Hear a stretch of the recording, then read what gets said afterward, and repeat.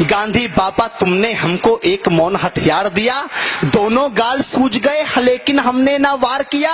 आदर्श तुम्हारे जिंदा है, बड़े महान हो तुम बापू, संपूर्ण विश्व में इस भारत की एक पहचान हो तुम बापू। अगर आपने चाहा होता तुम भी ऐश ले सकते थे, देश बेचकर अंग्रेजों से मोटा कैश ले सकते थे, स्वदेशी का नारा देकर दिन भर चरखा चलाते थे, देश का खर्चा ज्यादा ना हो आधा लैंप जलाते थे। आधी आजादी का बापू तुमको ही हकदार कहूंगा, कोई विरोधी तेरा होगा मैं उसको गद्दार कहूंगा। लेकिन देश के बंटवारे पर बापू गुस्सा तन जाता है।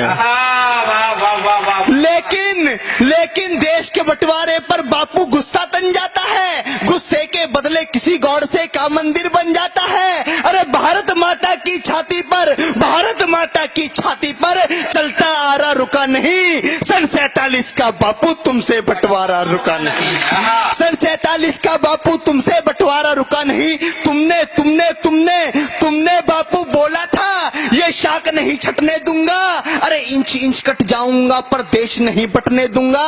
अरे चंदा सूरज धरती अंबर, चंदा सूरज धरती अंबर सारे ही शर्मिंदा थे, जिस दिन देश बटा बापू उस दिन तुम भी जिंदा थे। चंदा सूरज धरती अंबर सारे ही शर्मिंदा थे, जिस दिन देश बटा बापू उस दिन तुम भी जिंदा थे। वैसी दरिंदों के हाथों से महिला हुए खिलौने थे, कविताओं में क्या बतलाऊं कृत्य कितने घिनौने थे। 40 लाख मृत लोगों का जिम्मेदार किसे लिखूं, देश बांटने वालों में बोलो गद्दार किसे लिखूं। और कितनी थी आंखें, कितनी थी आंखें जो रोते रोते पथराई थी, पूछ रही लावारिस लाशें जो कुत्तों ने खाई थी, पूछ रही लावारिस लाशें जो कुत्तों ने खाई थी।